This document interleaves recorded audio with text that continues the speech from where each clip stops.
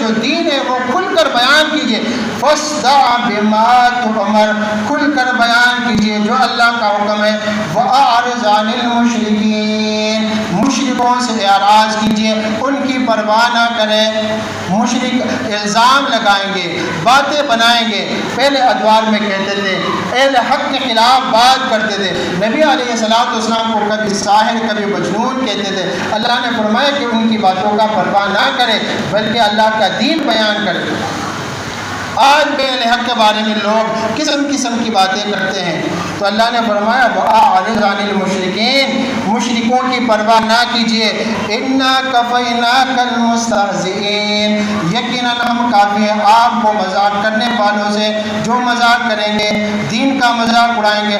آپ کسی سنت پر عمل کریں گے، صحیح سنت ہے، صحیح بخاری میں، صحیح مسلم میں، صحیح احادیث میں موجود ہے کہ نبی علیہ السلام نے رفع الیدین کیے. آپ رفع الیدین کرتے ہیں، لوگ آپ کو برا بلا کہتے ہیں، آپ کا مذاق اڑاتے ہیں. آپ ان کی مذاق اڑانے کی بالکل پرواہ نہ کریں، آپ تو حدیث پر عمل کر رہے ہیں. اللہ نے فرمایا اِنَّا كَفَيْنَاكَ الْمُسْتَهْزِئِينَ الَّذِينَ يَجْعَلُونَ مَعَ اللَّهِ إِلَٰهًا آخَرَ.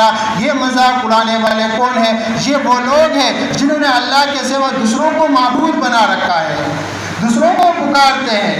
حقیقی معبود تو صرف ایک اللہ رب العالمین ہے، لیکن یہ بتوں کو بھی سجدہ کرتے ہیں، اپنے پیروں سے بھی مانگتے ہیں، اپنے اشجار جو ہے پیروں کے نام پر ہے ان کی بھی عبادت کرتے ہیں. تو یہ کیا ہے؟ مذاق اڑانے والے ہیں، دین کا مذاق اڑاتے ہیں.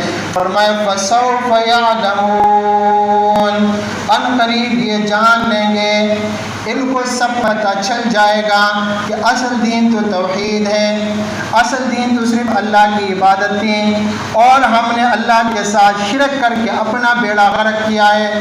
یہ سب ان کو معلوم ہو جائے گا.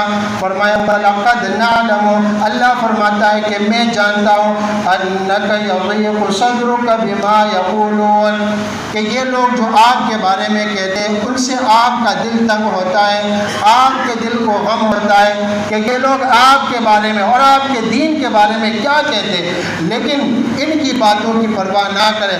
فَسَبِّحْ بِحَمْدِ رَبِّكَ، آپ کا کام کیا ہے؟ اللہ کی تسبیح بیان کرنا ہے، اللہ کی حمد کے ساتھ، اللہ کی تعریفوں کے ساتھ.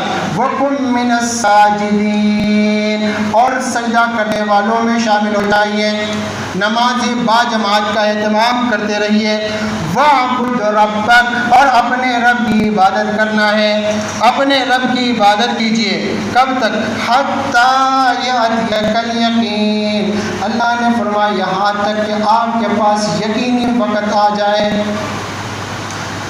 تو عبادت کب تک فرض ہے؟ اس وقت تک جس وقت کا آنا یقینی ہے. کس وقت کا آنا یقینی ہے میرے بھائیوں؟ روح نکلنے کے وقت کا آنا یقینی ہے، نزع کی حالت کا آنا یقینی ہے، دنیا سے جانے کا وقت یقینی ہے. تو اللہ نے فرمایا وَاعْبُدْ رَبَّكَ، اپنے رب کی عبادت کر. حَتَّى يَأْتِيَكَ الْيَقِينُ، یہاں تک کہ آپ کے پاس وہ وقت آ جائے جس کا آنا یقینی ہے. بہت ساری باتیں ہمارے دل میں ہوتی ہیں کہ یہ بات ہو جائے، یہ بات ہو جائے، اور بہت سی امیدیں ہوتی ہیں، لیکن ان سب کا آنا اور ان سب کا ہونا یقینی نہیں ہے. لیکن موت کا آنا یقینی ہے. موت تک اللہ کی عبادت کرنی ہے، اللہ کی عبادت